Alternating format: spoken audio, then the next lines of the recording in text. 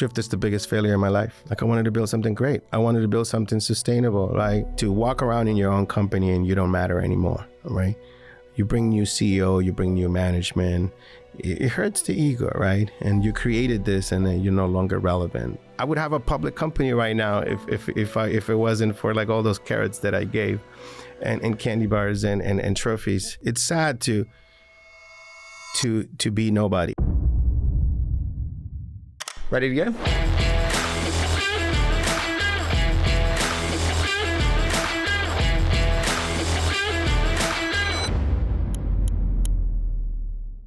Elias, dude, I cannot wait for this. Listen, Julian Beck, Pat Grady, two of my closest buddies, said this is the show that we have to do. I'm so thrilled that we can make it happen in person. So thank you for joining me. No, absolutely. No pressure. No pressure at all. But I wanted to start actually on something that you tweeted before, but it just really kind of hit home for me. You said, I don't care a lot. People hear this and many versions of that phrase often from me. The reality is that I pretend I'm a nihilist to cope with the fact that I actually care way too much. I wanted to start with this because at a Jordan Peterson event, someone asked, the depths of my consciousness causes me to suffer. Is it a blessing or a curse to feel so very deeply? I know it feels like a deep start, but how do you think about that? I think it's a great quote, right? I think it's funny because I tweet not that much, and when I do, Brian Halligan tells me, "Why are you tweeting? Get back to work," right? And so I kind of don't want to tweet because it's hard for me. But I really think it's a paradox. I think life is a paradox, right? It's like we always want just one answer, and in my case, I just find myself saying that a lot. Like, I don't care, right? I don't care. And people are like always doubting, like, do I care or do I not really care? What am I doing? And I'm just something that I found, maybe it's something later in my life now and the success that I've gotten and my family and all the things that I've been able to accomplish and so far, you know, I'm close to 50 now, that allow me to realize what I care and what I don't care about, right? And so it's been easy. Another thing is that the life of an entrepreneur is really hard. Most people don't want to be rejected, right? Most people don't want to be told no. And so I've been said no so many times. I have many people quit on me. I have many people, you know, churn as a customer. So you get beaten up so much that you just realize it's just going to be okay, right? And so when I say I don't care, it's not that I don't care. I do care, but I know it's okay. It's going to be fine, right? And so I just don't care a lot anymore, but I do care. You see how complicated it is? I totally do. Do you care less with more money? You care less about some things, yeah, absolutely, right? It's there's so many things that we worry so much about, like, you know, the plumbing broke, you know, the car has, you know, do you need new tires? You know, it's like, oh, this trip got canceled. You have to pay this fee. So that is a huge release, you know, of stress that I just don't care about that stuff anymore. So that just takes like, I don't know, 1/3 of the problems. And I'm just like, okay, I don't care. Just pay it, you know, move on. I interview many incredible founders like you, and often I say, what would you most like to tell your 21-year-old self? And so many say, I wish I could tell myself that it would all be okay. Exactly. And I think that's terrible advice, because the fear that it won't be okay drives you to succeed. I think my advice that I would give is different, right? I do think it is true that things are going to be okay, meaning that wherever you end up, it's going to be okay. It's about complacency is the secret of happiness, right? I would say that what I would tell my old self is that things are not as hard as they seem. That's what I would tell my old self, my young self.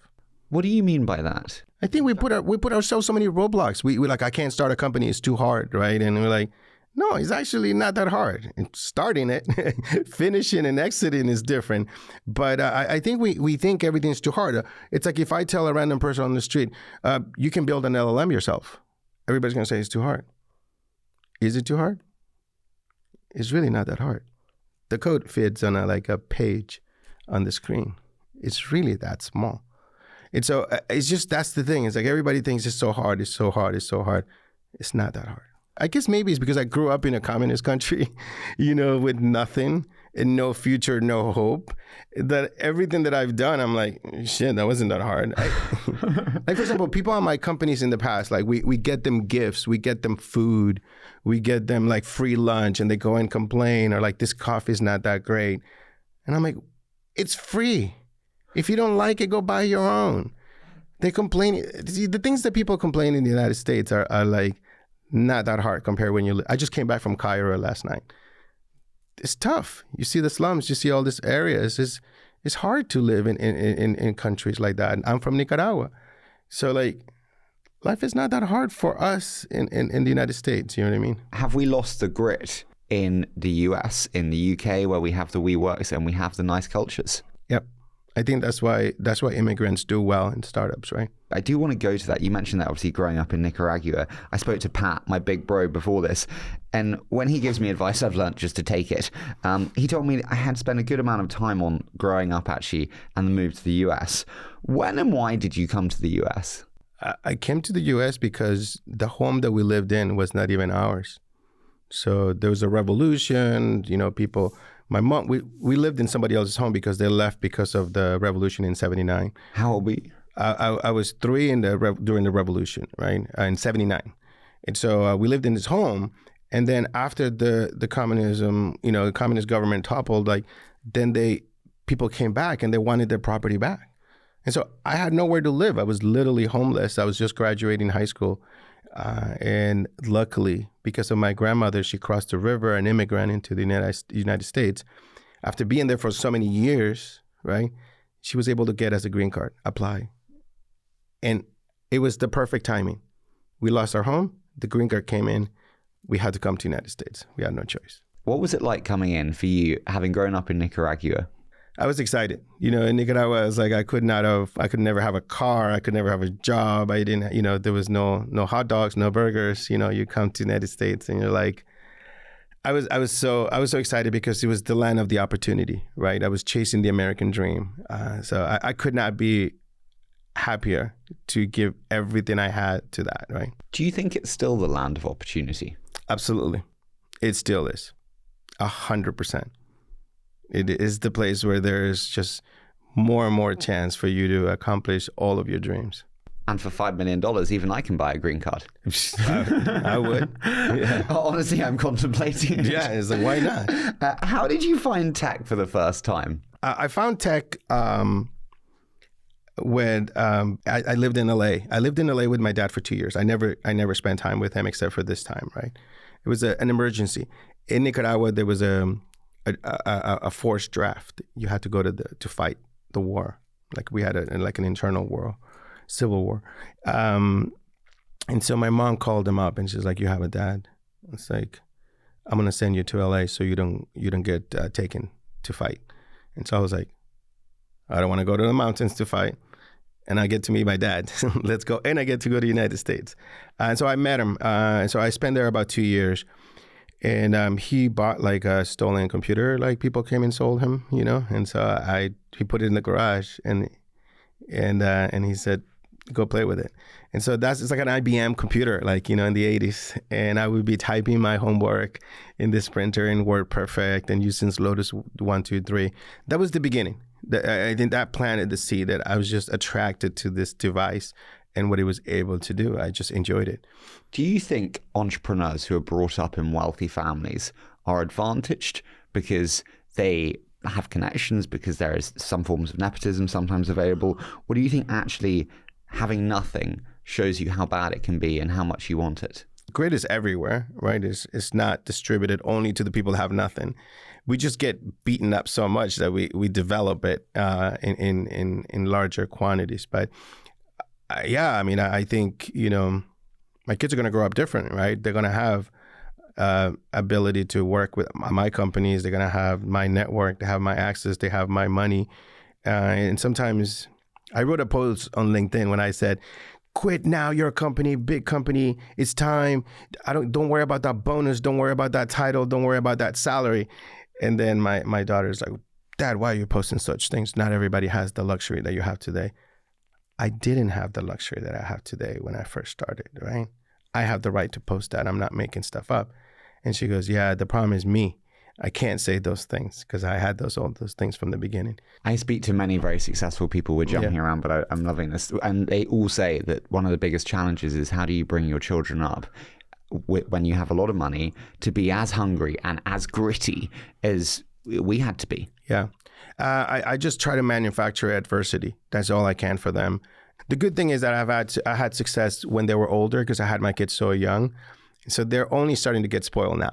Like, we're in London here, the whole family. And I said, you guys want to go to Cairo for the weekend? And they're like, yes, we want to see the pyramids. That would go hard, they said. I love that. You mentioned typing away on a little IBM computer in the garage. IBM was your first job, I believe. Yeah, absolutely. Talk to me about that and how that impacted you. It's like IBM was, I worked in a very special group, right? This is the group that put IBM.com on the internet, right? We were doing crazy stuff. It's like an advanced internet technology group. I was building applications using HTML and JavaScript in 1998, 99, right? We were building browser-based apps with open source projects and stuff like that. It was insanity what we did. I learned so much from these, crazy visionaries. But what I learned was that a 400,000 person company just can't move as fast. Lou Gerstner was the CEO at the time and wrote a book called like Why Elephants Can Dance, right? And I disagree with him. Elephants can't dance. I don't buy it, right? They claim they're dancing, but they don't. They can sing maybe. Listen, the best interviewers, are able to move with schedules and be very plastic around how they take conversations. I wanted to touch that at the end, but dude, you give me like elephants can't dance, let's go. Yeah. Have we not seen bluntly over the last year or 2 years that elephants can dance? Adobe've moved incredibly fast on product. Google are moving incredibly fast in terms of integration of LLMs and building. We're seeing the biggest incumbents move at speeds that we've never seen them before. How do you think about that? I completely disagree. I think these elephants are just talking, they're singing, they're talking a big game. It's mostly talk. I mean, it's like Google fucked it up. You know what I mean? It's like, can I curse here? Is that okay? Yeah, 100%. This is Britain. No, there you go. Bollocks. So I think that... bollocks was the first one. You get wanker, then you're really British. Okay, great. We get there. And so I think that, everybody's talking about how Google is struggling. Google just dropped the ball, right? They invented this Transformers paper, and everything they put out doesn't work. Like Notebook LM, the great one, like it's already dead, right? The project. So it's like they're trying so hard, but they can't do it. Microsoft Copilot. I felt like Microsoft, I was really impressed. I felt like Microsoft was moving.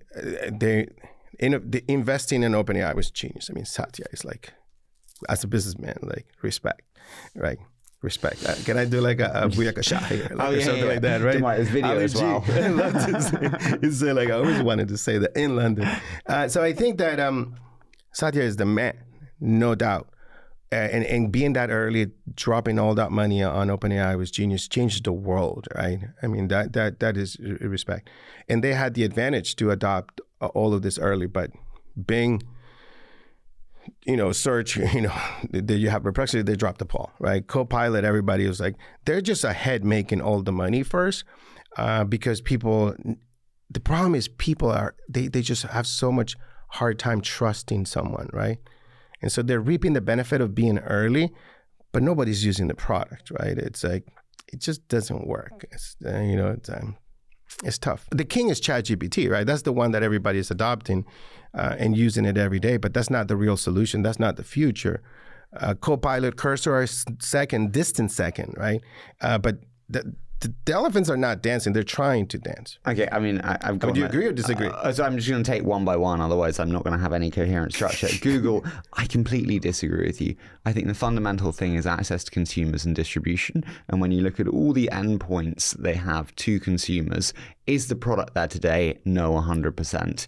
But their ability to access billions of people... You said, are they moving? I did not argue with distribution. Yes, we're in agreement. Distribution, they win, right? They can. And the other one is they have the points, they have the data too. So those are great assets that they have. But it's been like 3 years. It's been like 5 years since we had GPT. Totally agree with you there. So is that fast? No, I know, and so I completely agree with you there, and I will accept that one. I'm forward-looking by. Oh, okay. Forward-looking by. Microsoft, I think actually Microsoft, I completely agree with you in terms of Copilot. I think they will get amazing adoption though. I think it's very much like Teams, where it's like, but actually, fuck it, in large enterprises, people just take it because distribution. I agree. No, distribution is the biggest advantage that the incumbents have. But does it matter then moving fast if actually you can be slow as long as... you asked me if it was speed. I responded to the speed question. I don't think they're moving as fast as we think they are. It looks fast, but it's not yet, right? But does speed matter then, is my point. 1,000%. It's like, that's the only thing that we can... Why? If we can just wait for someone else to build it, technology commoditizes, and then we can embrace it into our distribution advantage. Speed is everything. Speed is what creates the American dream, right? It's the opportunity. Speed creates the opportunity for others to win. Why did you think ChatGPT wasn't the answer? I'm going to give you this insight, right? I think software that has been built in the past 20, 30 years had the assumption, it was built kind of like we build cars. We build a car all around, and we build the entire environment so a human goes and drives the car, right? Mm-hmm. It requires an operator. The future is not going to require operators. So it's going to be building like driverless cars. And they're completely different, right? Except that we are stuck with the roads and the signals and all this stuff.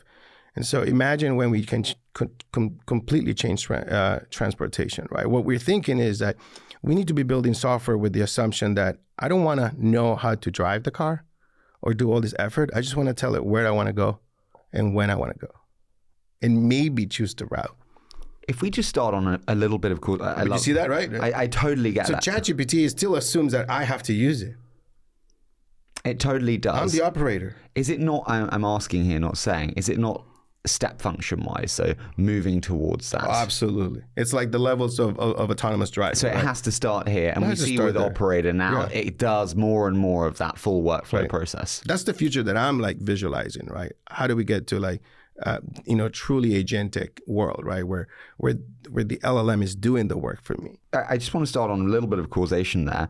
Why can elephants not dance? I saw a recent post from Owen at Intercom, who's a friend, and he was like, everything I know about management is just like fucking saw that. wrong. Of course. And why can't elephants dance? The number of people, humans, we're the blockage, right? In terms of adopting AI and technology. It's my last company, Drift, before we sold to Vista private equity, right? It was 800 people. I was consumed. I mean, I know big companies that have 1,000 product managers. You know what I mean? It's like, imagine, I don't even know like how much Microsoft has, or like, just try to picture that Salesforce, right? Most of those people, like, nobody gets fired for saying no. Right. So everybody like will not buy the right product or will not build the right thing. Right. It's easier to just coast. When you start spending all this time, all these people focus on promotions, on like, I got to go home. I'm working too hard. I have to send an email at the end of the week saying 5 things I did this week. It's like, you're toast. You can't move. That's why they don't move fast, because you have to get all these approvals. When you're a CEO of a public company and you spend all this time reporting and analysts and press and all this other stuff, how much time are you spending with the customers? How much are you spending building the product? Who has the vision? Who makes the big decisions? What conventional management lesson that we're all told do you think is most bullshit? One-on-ones. Why? Because it's like, if you're not working with the person every day, why do you need this special time to go talk to this person? I hate it when somebody says, Elias, can we talk? Oh my God. That's not good. They're the worst messages. And then when you go into those one-on-ones, nothing happens. Why didn't you fucking tell me like when we're in that one-on-one? And so like if my whole schedule is filled with one-on-ones, shoot me. Why? Like right now at agency, I have no meetings with anybody, right? We're like 15 people. We have one meeting for the whole company, for the whole team. Show me what you did yesterday. Show me what you're going to do today. That's all we do in that meeting. The rest of the time, I'm selling or I'm helping customers. But at some point that doesn't scale. When you have 50 people, you can't do that. Well, we just create, 5 groups of 10. And that works. Absolutely. How do you think I built HubSpot, with the team? We created a small teams that you go operate in. You own that product. You're responsible for that product. We're going to get to the recruitment side. Why can't elephants become cheetahs? And what I mean by that is when we look at, say, Twitter, massive reorganization of the structure of teams, the size of the company. Why can't elephants transition to this new world? Well, that's what they're kind of like in a pretzel, right? Like every generation, industrial, commercial, internet, SaaS, Web 2.0, whatever, right? It always assumed that larger was better, right? Everybody's dream was, I want to build a large company. We're entering a new world where the new proposition, smaller is better. I mean, we always known smaller is better. But because we couldn't achieve billions in revenue without more people, we had no choice. Every big company today started small. So we will have much smaller companies with billions in revenue. That's the potential. That's the potential. And that is agent fueled because we have to fill the plate. It has to, right? Because if not, like you can't keep hiring. I had 800 people. I had 200 in CS. You know how hard that was? I have public companies, friends of mine, right? That they're like, Elias, help me with agency because, I'm spending 30 million on CS. And it's not even the money. I have the money. We can kind of make it profitable. I can't hire fast enough and train them to support our customers. And then layers and managements and benefits and recruitment and onboarding. You understand how that just blows all that up? If you could train an AI to do that job and just have straight compute do it 24/7, which one do you prefer? Of course. And so that's going to lead naturally to what? Smaller teams. So it was not possible before. Now we have a hope. We are optimistic that is possibly the future. Maybe it doesn't work out that way, right? And people say those AI providers will be actually larger than previous software providers because you are transitioning the budget from a kind of tool budget to a labor budget. Absolutely. Do you stand by that, or do you think actually traditional companies will not accept that transition from tool to labor budget? It's going to take time because the people making the decisions, like if the person at the top is making the decision, you know what they're going to decide. But when you're dealing with everybody in between, I get a lot of rejection right now. They're like interested. CEOs are making a big mistake right now. They're like, I talk to them and they're like, yes, this is what I want. I'm down. Elias, let's get agency in here right now. And then they pass me down to the next person and to the next person. Right? I'm just telling like it is, right? I'm just, this is my future customers. But I want CEOs to be held accountable, right? They say they want to make their company better and more efficient, take care of the customer. But then when the decision trickles down, I'm an enterprise sales guy, right? I'm an engineer, but turn sales. It's so like I'm navigating the enterprise, right? So what should they be doing? They should be owning that. They should be owning that decision, and they should make sure that they drive it. But that's why I'm telling you, if I see that in a company that has 2,000 people, what do you think is going to happen in a company that has 4,000, 10,000, 20,000, 40,000? And you get resistance when you are pushed down to the people all the way you're down. replacing. I get resistance, right? And then when I bring it back to the CEO, they're like, oh, yeah, I told the team to focus. There's too many things. Yeah, I'll get back to you next quarter. So that's why those companies are not going to last if they don't change fast enough. Just going back to a statement you said earlier about kind of smaller teams really dominating the future. I'm a venture investor. Smaller teams means less funding required in a lot of cases. In a lot of cases, yeah. Does this threaten the traditional venture model or change it in a way? Yeah, I mean, I think we'll have smaller teams, but we still need more compute. I mean, we're just really trading people for compute. And so maybe not, right? I think it's going to be a way of... If you're trading people for compute, does that change your equity to debt desire? And what I mean by that is... Yeah, absolutely. Of course. Because a lot less equity will be spent on the team, right? Because you're not going to need rounds and rounds and distributing equity after every round to hundreds and hundreds of people. Which is interesting. So then it's like early financing remains, but growth financing becomes actually debt financing on more predictable revenue basis. Absolutely. In a world of AI, what changes about the way that you start companies? Oh, everything needs to be done faster, right? And the assumption is the skill sets that you need, right? The people that you're looking for is very different, right? I totally agree with you. I have to ask, when you said that kind of B2B changes dramatically, what in B2B will change most significantly in your mind? It's that notion that you need operators. Like all this B2B software was designed to require operators. And it's like, it just kills me, right? Like it's the reality. I mean, I've been guilty of this. I built a lot of this software out there. Right? How do you respond to the common suggestion that actually we'll just do different things? We'll find more ways to be productive, creative, and actually we won't reduce workforce. We'll just be more productive. That's bullshit, right? You have had some guests here that I love and respect, but they're like, oh yeah, we're gonna get larger, in 5 years, and I'm like, what? I just saw something, somebody posted on Twitter. It's like, oh, we're gonna hire 1,000 new sales reps. I'm sorry.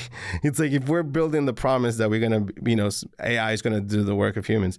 Like I think that humans are gonna do things differently, but at different companies, maybe their own companies. It's like, why don't we go serve other people? Why we all have to be focused on all the B2B companies in the United States? There's the whole world out there. There's so many niches. There's so much things that need to be built to improve the lives of other human beings. Why we all focus on the same market, right? So you do not worry about the future of human labor and productivity? No, let's go travel. Let's go feed. Let's go farm. Like I would go plant, you know what I mean? If I wasn't building an agency, like I'll go have a farm and like plant some beans and just watch them grow, right? There's other things we could do with ourselves. I want to learn how to paint.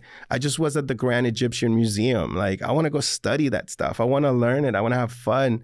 I want to think about different pharaohs and kings. There's so much we can be doing, right? I love the way I'm not going to be like, let me take another job at Salesforce. That's great, No. You don't want a job at Salesforce? No. I was hoping to set you up after this. You got connections? You know anybody there? Me and Mark go way back. I had to email him 53 times to get him on the show. I got him. I like it. Great. I got him. I get it. I could be, brilliant sales rep. I spoke to so many of our mutual friends. You mentioned the 15 people that you now have with agency. I spoke to Halligan, obviously. I spoke to Dharmesh. I spoke to Pat.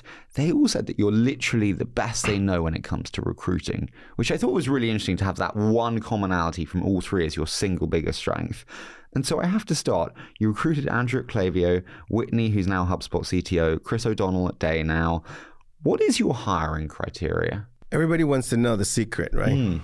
I think my hiring criteria is high agency. You have to have IQ. You have to have grit.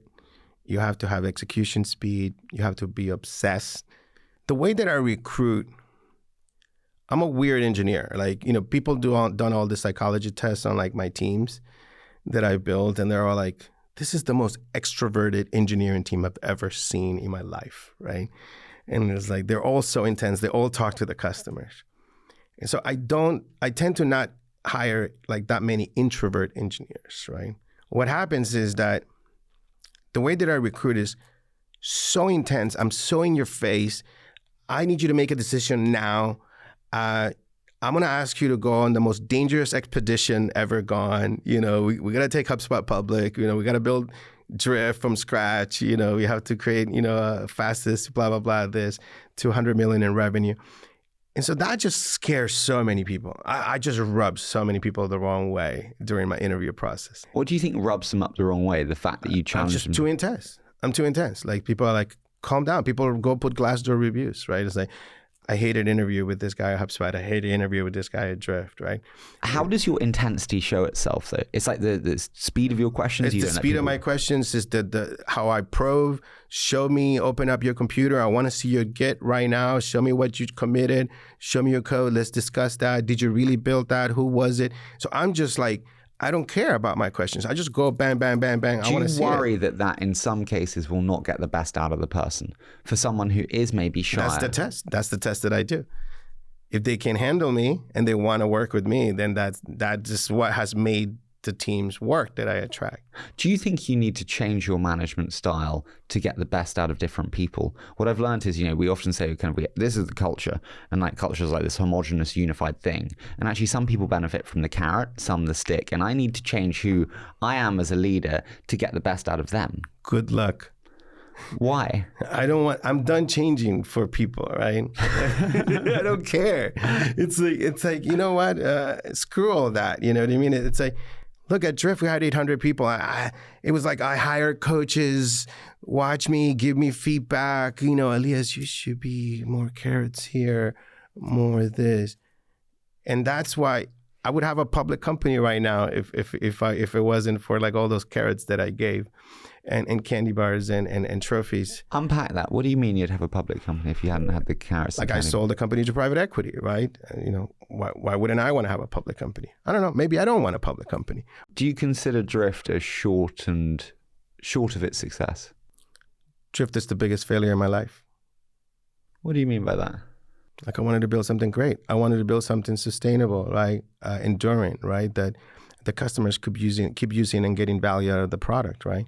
Why did that not transpire? Too many people. My problem, my fault on the product, not growing it, not making it better. You know, you want to make a product that the customers receive value right away, right? What did you not do with product that you wish you had done? Speed, execution. The timing was off, right? I was so close to the LLMs being there, right? To transform like what I'm doing now. So I'm excited. I'm excited for what I'm doing now, right? I get to start from scratch. And that's really good in a way. I wouldn't necessarily want to be transitioned into a large ship right now, but it was tough. I don't think it was my greatest accomplishment, right? It's like I let people down. I let my customers down. I don't want to do that again. Why was it not salvageable? Why was it not a case of we can transition this into a public company? It's the way that we built companies. They're too big, too inefficient, right? Like to be able to make things salvageable, like you said, right? There's big companies that are now, right? If they do what Twitter did, if they reduce themselves to 20% and build an amazing product and are willing to break all their pricing models and revenues and change all of that, then they will survive. Talk to me then about the sale process. Was that difficult for you? I told you that nothing is hard. it was not difficult. It's like, but accepting. I'm an immigrant. Yeah, I'm just saying. But I'm just such a realist, right? I accept what it is. I don't let my pride try to, you know, my pride gets the best of me a lot of times. But I'm not going to be. I think that was the smartest thing I did, right? It was not be emotional about it. A lot of people, even my investors, would be like, "Yes, you're worth $1 billion now. You could be worth 2 or 4." And they multiply my equity times that and say, like, you know, look at all the other companies are growing. And because I did this in September of 2021, right? And so there's a lot of peers of mine that were like 4 billion valuation or stuff like that. And so we started a little bit earlier from some of those waves. So they were getting crazy valuations like Hopping, you know, or other companies, right? And so like, Outreach, man, he's a good friend of mine, right? He's in London. And so you see all this stuff and that like affects your ego. Like, why am I not being valued when I'm a similar company? SalesLoft was valued at 2, right? And so. How much did you sell for? 1.2. 1.2. Right. Can I be super blunt? How much did you take from that? I'm not saying that. I say enough. It changed my life. Fuck you, money, for sure. Okay. So fuck you, money. How do you think about that relationship to money? It is, like I said, it reduces a lot of the physical and material stress. It's such a blessing from an immigrant that had nothing to not worry about, like, you know, I focus on the small stuff, right? Just get a car whenever you need it, you know, you know, stay at whatever hotel you want, fly to wherever you want, eat wherever you want. That's like the basics. You know, it's great not to worry. I believe a lot in assistance. You know, eventually we'll have them with AI. Like, you need help. I think people are wasting their time trying to be all frugal or this. I want to focus my time on the customers, right? And my team and my people. I don't want to do anything else, right? So those are the nice luxuries. Before we go back to... By the way, you throw me all these questions that were not on the list. Oh, don't worry, it's cool. I always do this, don't worry. You clearly haven't seen all the shows. We're going to go to customers, but I do just want to stay on the hiring. Is there a process, and has the process changed over time? Yes, big difference. So I used to be intense. It was a numbers game, right? And we wanted more. And so like I had to go really fast, and I would force people and convince people, and I would convince more people than I should have. I could convince anyone. I'm a good recruiter, right? But I've realized now that that's not the same, right? Now this time I'm pushing back. More people know me now. More people know my reputation. More people want to join. But it's like, it's important to not fall for this. There was people that would reverse engineer my process, and they would know how to talk to me in a way that would just touch the right points. Now, it doesn't matter what you say to me. I have to reject, push back, right? And so like, if you don't handle the pushback, I do a lot of contracting now. You have to work for me part-time.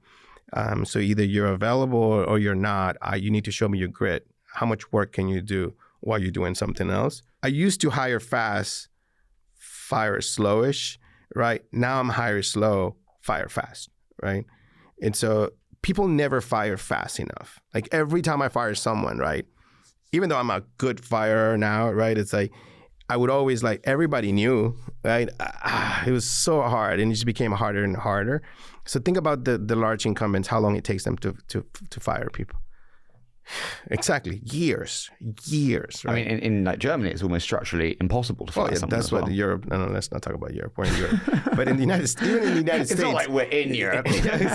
That's true. Sorry, we can say anything we want about Europe. Let's not talk about Europe. We're sitting in the middle of London. Exactly. So what happens is that really is people just need to be more careful. I think my advice I give to early founders is that. That's the problem with early founders, right? They have so much more to learn of, like, they have all these high hopes for all these people that they hire and don't realize that most likely they're going to be let down because it's going to take a long time to develop that intuition for recruiting. And so now I just like, I had a guy working for me, like, tried 1 week. Then he's like, didn't get anything done in a week. I had a whole bunch of young kids that I hire out of college, and they all started early, right? I hired 5 kids from Northeastern in 1 day. Before, all my companies, I've built them on the backs of Northeastern students. They're amazing people. They're the best. I love the university. All my kids are going there. And so like, I used to hire 1 or 2 every time. My co-founder was Northeastern. He was early founding engineer at Drift. This time I saw 1. I was like, great. Who's your friend? Oh, let me see that GitHub. Oh, who's your other friend? Let's see that GitHub. And so I made 5 offers. They all started working. Then I hired. How do you onboard 5 new people in a day? I just tell them, come to my house. I have a chef, we cook them lunch, and then we ship all the laptops to the house, and then we just ship code that day. Wow. And that doesn't cause dysfunction, misalignment when there's only 15 people? No, that was like, we're like, okay, we're going to do like 2 or 3 times more than we did last week this week because these people are here. And whoever doesn't make that goes. And they know that coming in, that it's kind of that. Absolutely. Seriously. I want to unpack a couple of elements. How quickly do you know when someone's not good enough? In reality, most people should know, like within the first week or 2. It's just they just reject those signals. Can you get rid of someone after a week or 2 without You should. it? You should. Like I'm getting rid of people during the interview process in the first week or 2 weeks because they're interviewing. But well, the hard thing for people often is they hire someone 2 weeks in, they're like, they're not good enough. But it looks so bad if I get rid of them after 2 weeks. I mean, I've barely given them a chance. Ego, right? And so those people that are making those decisions are not changing their process. They either have to do more research, more interviewing, more testing, or finding the right talent, or doing the right reference checks, right? Or they need to be willing to do that, or be more upfront. And that's why I tell people, I'll pay you a contract, an hourly rate. Let's work. And I let them be, right? Show me what you got. Are the best hires always obvious? Yes. No, not true. I mean, because I've hired thousands, right? It's like there's so many people that you're like, wow, what a gem, what a diamond in the rough, right? So there's a lot of those. Yeah, but I mean, it's like I have time to find them. I actually find that often boring people in interview processes tend to be the best hires because they actually tend to never be as boring as they actually are in an interview process. Oh, I never say anything about boring. Boring is great, right? I've had people that my team interviews, right? And they're like, Elias, this guy is not good. And I'm like, let me go back in. I go in, really quiet, really shy, but they had grit, right? They got shit done. They show me their code. And I go back to the team and I'm like, by the way that I ran interview at HubSpot and at Drift, everybody, I have a panel of people interviewing, but I would always interview myself. I will do the informal, I will do the formal, I bring them in, and then I do the closing. but I let them interview and have fun and tell me what they think, right? And so they're like, no. And then I just do whatever I want. I just make the hiring decision, regardless of what the panel says, right? And so I'm always like, no, we're hiring this person. And then many times they'll be like, yeah, that was really good, right? And they're better than the people that were interviewing. So those are the compromises I was making before, right? And so like now I'm getting leaner and leaner and like just finding the best of the best. When you've made mishires, what did you not see that you wish you'd seen? The biggest failure in the mishires was myself. I saw it, but maybe I was desperate. I needed people. I needed to build things. I needed help. And I convinced myself that it was going to be okay. A lot of SaaS founders will listen to this and go, I get it, Elias, but you know what? I need some fucking sales reps. I know. I need to hit my numbers, and my VC is telling me that I need this, and I need to hit the quarter. So like, they're good enough, but are they perfect? What do you say to them in that position? I'm saying I've been there. I hear you. I feel you. I've done that mistake, right? Don't do it. It is not worth it. And then I tell them, I invest in everything. And founders come to me for advice, and I tell them, don't do it. It's the wrong person. And then when they hear I hate giving advice, right? Because don't anyone listen to this podcast. Whatever I'm saying, don't listen to it, right? But it's like, they're like, I tell them, don't hire that person. And they're like, no, but I need to hire this person. And so I just see people live in this lie, right? That they're like convince themselves they're going to still do it. And then they hire this person and they keep him for 2 years, people that I let go, right? People that I made a mistake on. And then they go, someone else takes them, and they just the whole industry just keeps taking these people over and over. And I'm like, it's unbelievable. They go, oh well, they worked at but Drift nobody before, says this so on it a must podcast. Be good. And it's like, exactly. Do you reference? Do you call me? Call me, right? If you call me, you hear the truth, because I don't want to lie to a founder, right?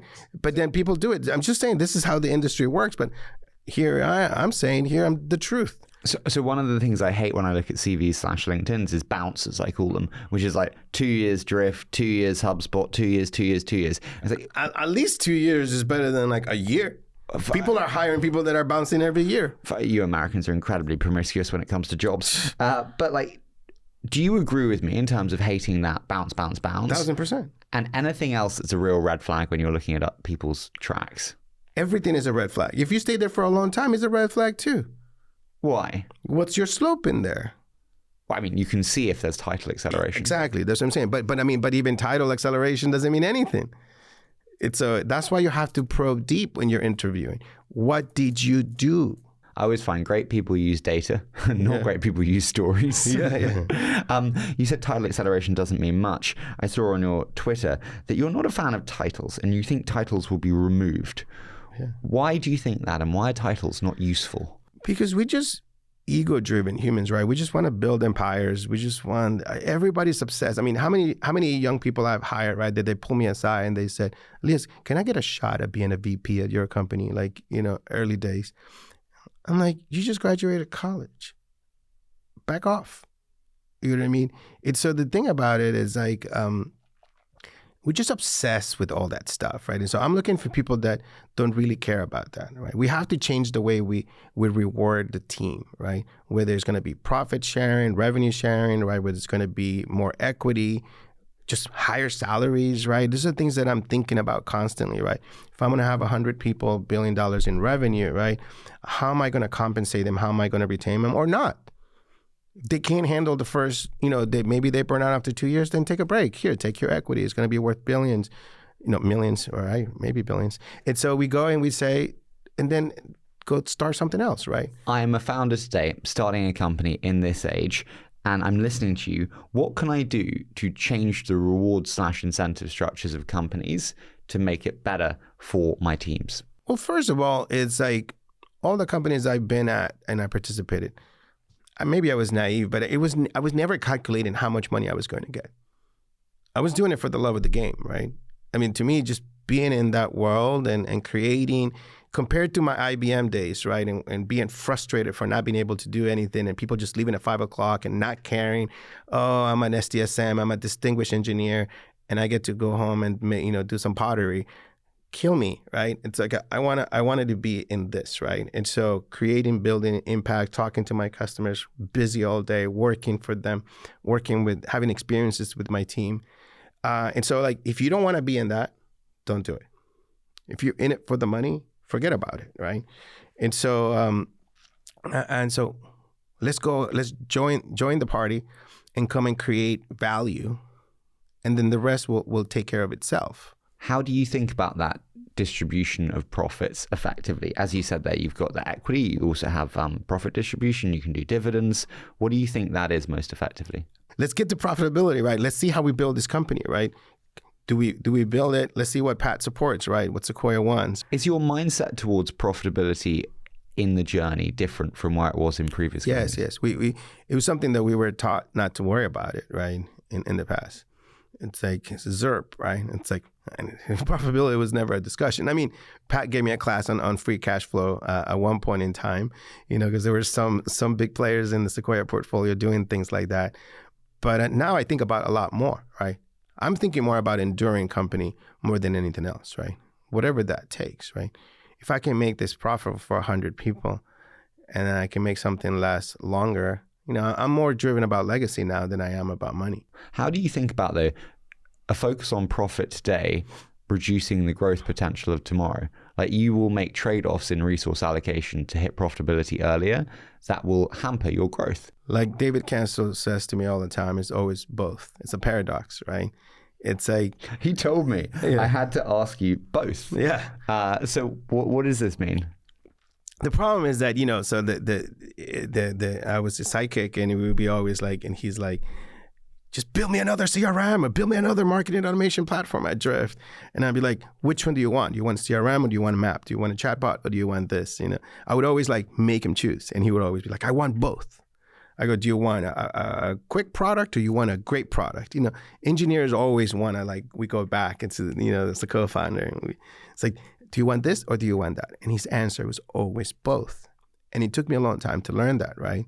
That, yeah, you have to focus, but it's not a simple, clear answer. You have to do more than one thing at once. And so the same is with companies, right? It's like, I want profitability, right? But doesn't mean that the rules are changing, right? The success of a company depends on its brand, depends on its product, differentiation. Those things don't change, right? How do we scale it and how do we grow it? There's not one company to rule them all, right? It's like we're not. Cursor is great because it could grow so fast, unbelievable. But that's a different style of product, right?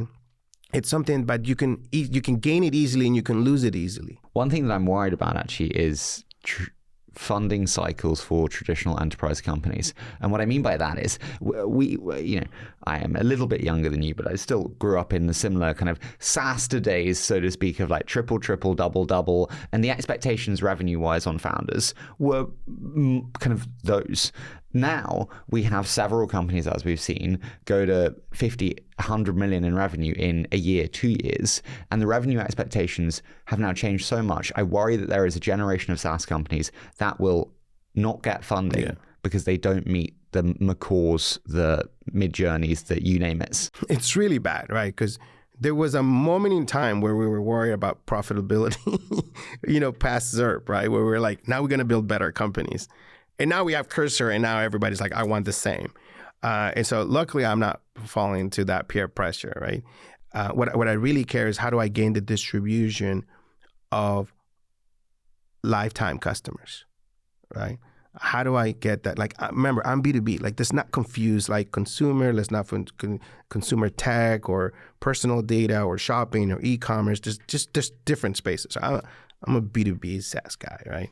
And so like, I'm talking about, I want to help businesses achieve these dreams, right? Of having high efficiency, profitability with small teams, and they can serve their customer better. So you have to gain their trust for them to share their data with you, right? And you have to build a relationship. And so I'm working on doing that at scale with a small team. That's what I'm out here to prove, right? the cursors and all that stuff, like you can easily switch to like windsurf and you can switch to this and you can go back to Copilot and like, so that revenue could disappear. This is a brand new phenomenon and we do not know how it plays out. Do you think a lot of VC money is burnt in this wave? VC money is always burnt. So, I mean, VC is a small asset compared to the rest of the stuff that happens in the world. Go to Dubai, go to all these other places. It's an exciting place, right? It's like, American dream. You said something that I need your advice on. You said that you got good at firing. It's not a nice thing to do. I think it's hard for especially younger founders.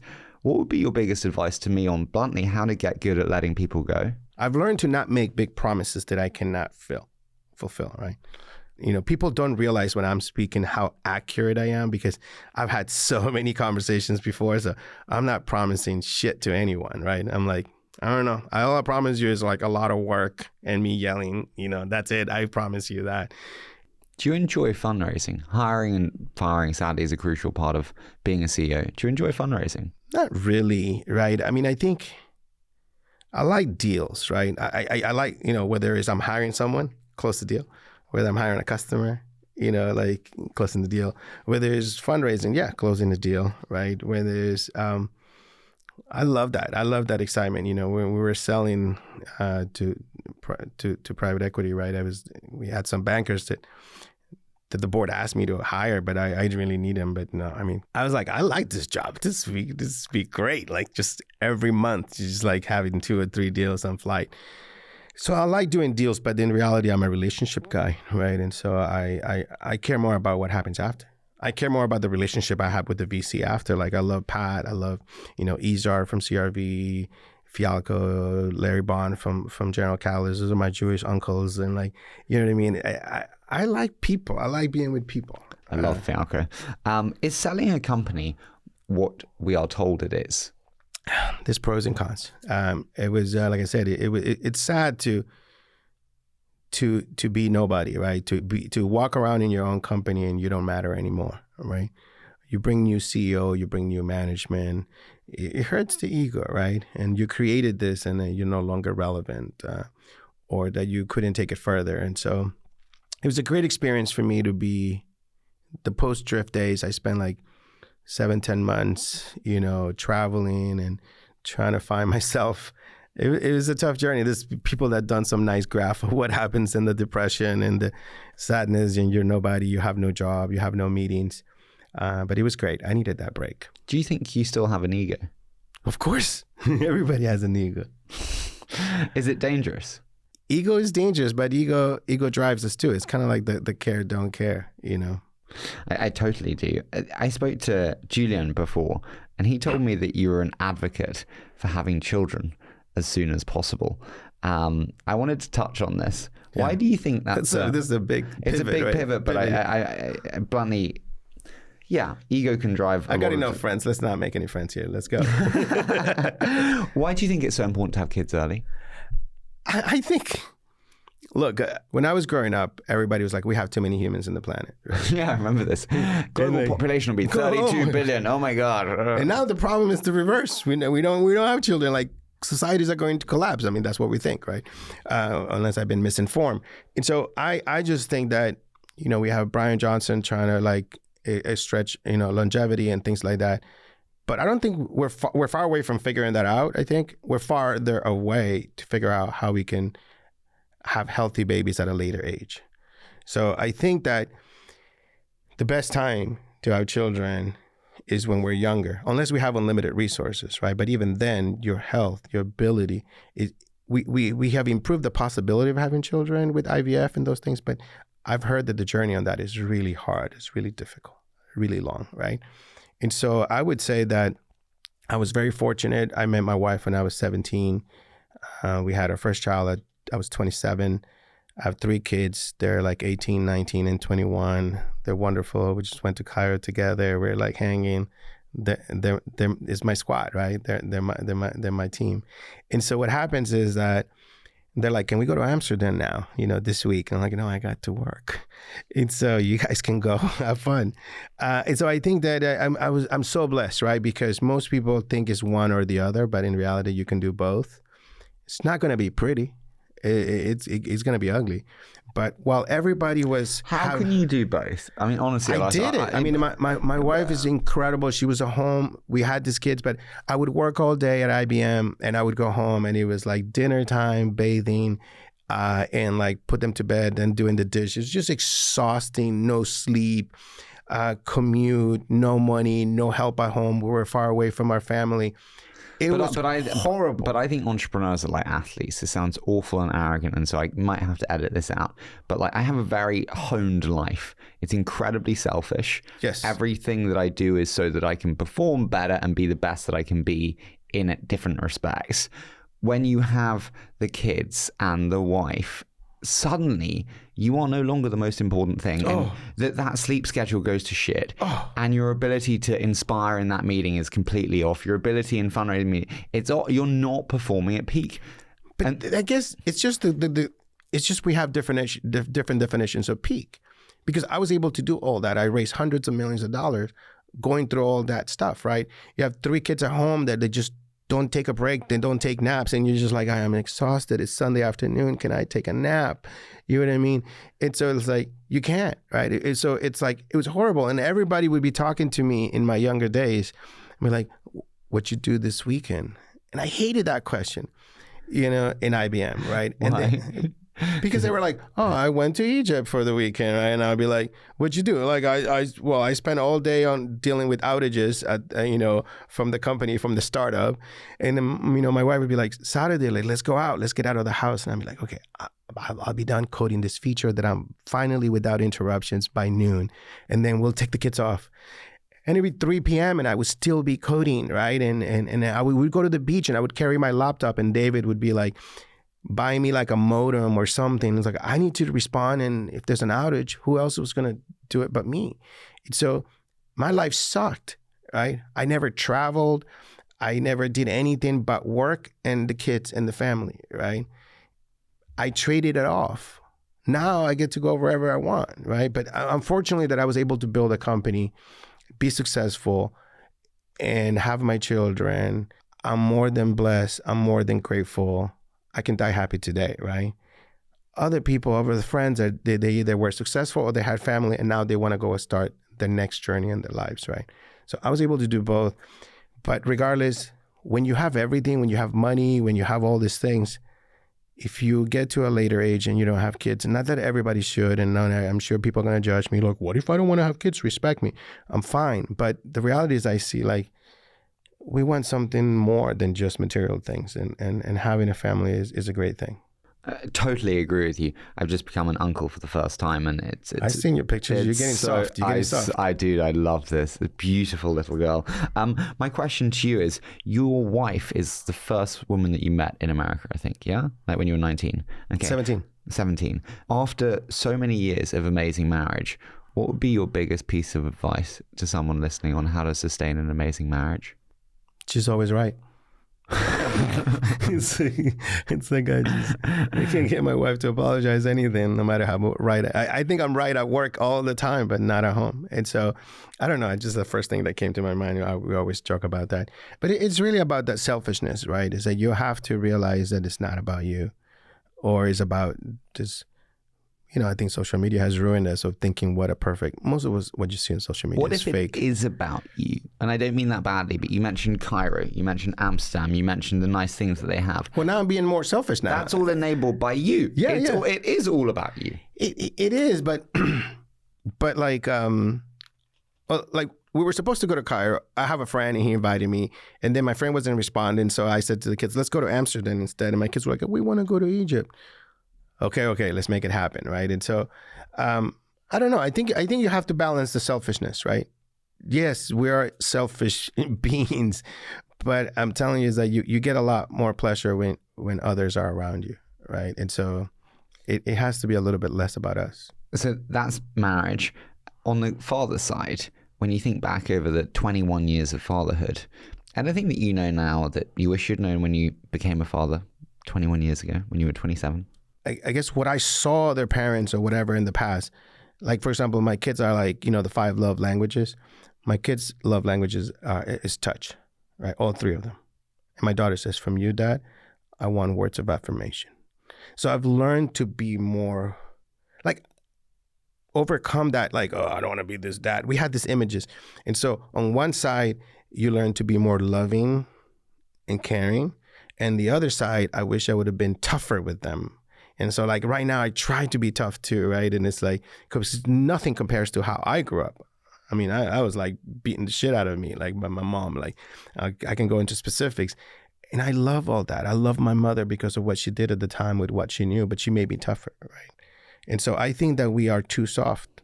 Sorry, kids. We're too soft on our kids. Yeah. But what do we do weak. when they say they want words of affirmation?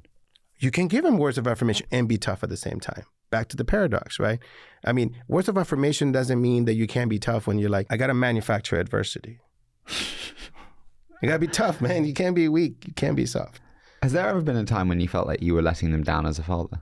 All the time, right? Because it's like, I saw all these parents, you know, that were older when I was working, right? And they'd be like, oh, I just restored this car with my kids, and my kid is an Olympian, and my kid is going to be like a pianist, world pianist. And I'm like, shit, I had no money. I couldn't do tutors for them. I couldn't do any of that stuff. And so then I was like, maybe I'm going to teach them how to be engineers, right? And I was like, that's one thing I could teach them, how to code early. And I still fail at that because I was so busy. It was either doing the dishes or making sure the systems were up at the company. And so I felt like I let them down, but I ask because I think I feel like bluntly a constant failure because, you know, I'm a founder of a media company, an investor, a son, a brother, a boyfriend, an uncle, and at every moment, a board member. At every moment, I'm letting down multiple people. Yeah. So that's why I said, yeah, I'm letting them down. But the reality is that no one can do a perfect job for anyone. And so what matters is what were you able to do in the good moments, right? And whether it was a tough lesson or whether it was some great words of affirmation or touch, right? So that's kind of why I don't care. Like I have regrets. It's like I'm trying to do the best I can, and I do good things because I'm thinking about them. But I don't worry if I don't do 100% of what you wanted and what she wanted and what they wanted. It's like, I'm just like, hey, I'm doing, leave me alone. You know what I mean? I want to finish on, you retweeted Marcello Claw's tweet on the commonality of failure in great people's careers. And I think it's a really interesting question, which is like, what was your favorite failure? And a favorite failure is often attributed with great lessons, great takeaways on how it changed you. I mean, I think Drift was a great failure, right? You know, it's both, right? Well, you sold it for $1.2 billion, yeah. So it's a bit of a cop-out of a failure, my friend. It is, but it is. Like what I'm saying is like, look, what I've learned was... Do you think David saw it as a failure?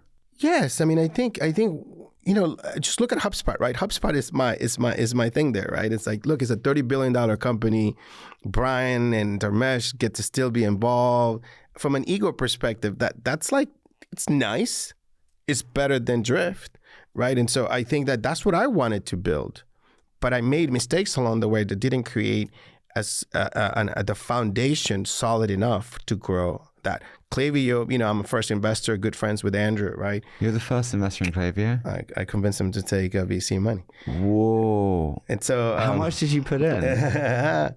It's great. And so what happens is I'm sure I had him on the show. I know, of course. The thing about it is that you go and you do that, and look, he has an amazing $10 billion company, right?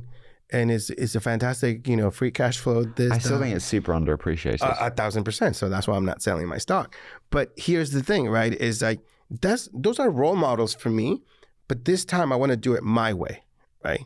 And so that's what I'm doing. That's why I'm in this journey all over with agency. You're an investor also, correct? You've made quite a few investments. How has investing changed your operating mindset? Investing is really hard, man. It's like you're telling me. I respect that. You know, that's why I could have gone and become a VC. I had a dinner with David Fialco for like 2 hours one day because like we're gonna start a firm, you know, and he's like, oh my God, so many bottles of wines later, and he's like, I can't believe Fialco gave me like 2 hours to explain how a VC firm worked, and I'm like, after that conversation, I was like, no fucking way. Why? What made you say no fucking way? Because I'm a builder. You can build a firm. No, but the thing is that I can't be telling people. I hate telling people I hate seeing people that are like, I'm going to build it this way. And like, no, that's wrong. That's not going to work. I was like, oh no, you don't know. It's when I see how much gap there is between where they're going to be after that experience and that journey, I'm not interested in working through that journey with them. You know what I mean? And asking people for money and me making bets, and then I have to advertise and build a different style of brand for myself. I'd rather build, man. It's so much easier, so much more fun. Why did you take VC money? Respectfully, you could self-fund. Why take VC money for agency? But the reality is that, I made like $2 million in like just over like 6-7 months consulting AI. I was working with OpenAI. I was servicing their customers. I was just like sweating it out there, like learning LLMs because I thought I missed the boat. And so that I work with, Red Bull, Ticketmaster, the NBA, Klaviyo. I mean, that's kind of where the idea for you made agency. $2 million doing consulting? Yeah. What? Yeah. What were you doing? I was just working and coding and solving problems for them. For OpenAI? For OpenAI's customers. They people would go to OpenAI and they're like, I need, help me do this. And they're like, we don't help you build that stuff. That's your problem. And so they would send me leads and I had to work the leads and started charging like $25K a month. And then slowly things became $100,000 contracts. So it became $500,000 contracts. And so there's money to be made, right? So I actually tweeted that AI services companies will be bigger than actually AI technology providers in the next 5 years. Yeah. I think Paul Graham said I was a moron. But do you agree with that? I think that humans are the biggest blocker to adoption, and they're going to need a lot of hand-holding and help. So there's a period where this because we don't have the agents that we in the workflows and the new products and the new models, right? And so in the meantime, it's a step function that we need people to handhold them. Last one, and then we'll do a quick fire. It's a horrible question because I hate like, timeline. What do you think? But do you think that there will be this transitionary period of 5 to 10 years, or will it be much shorter of kind of 12 to 24? I'm on the longer side. You're on the longer side. I think there's a lot of hype. This stuff, we're not going to, like, even in the industrial age and the revolutions, right? GDP was growing at 1%, 2%. I don't think we're going to grow like at 10%, 20% in 1 year all of the sudden, because most of the money, most of the industries, right, are even slower than adapt in tech. Tech is being extremely slow to adapt this technology. And so it can be that fast. It's funny, Satya said we misappropriate success in AI to AGI, and actually the way that we should appropriate it is 10% increase in GDP. Sure, I'll bet. How much? I'm not a betting man, but let's drop some money on this if you want. Oh, I don't want to drop some money on this. Right. But he didn't set a timeline. That could have been in 10 years. Yeah, I mean, it's like, at 10% GDP growth, I mean, the world's going to double and explode so much faster. Yeah, whatever. When that happens, it's going to happen. But in the meantime, it's going to take time for people to adopt this. And we don't even have the right solutions yet. What we found is that we just discover fire, right? The rest is going to take time. I want to do a quick fire. So I say a short statement. Let's start with, what do you believe that most around you disbelieve? That being direct is better. People disagree with that? Yeah. People think that being indirect is better. In action. You can buy and hold one public stock for the next 10 years. I'm not a good investor. I don't know. Come on. I'm scared of the giants. They're not going to last. But NVIDIA, I think compute, we're thirsty for compute. Well, you could have said Klaviyo. That was a mistake. It's tough. What would you do if you knew you could not fail? Educate more people in the world. Love that one. I was not expecting that. How do you have such great skin?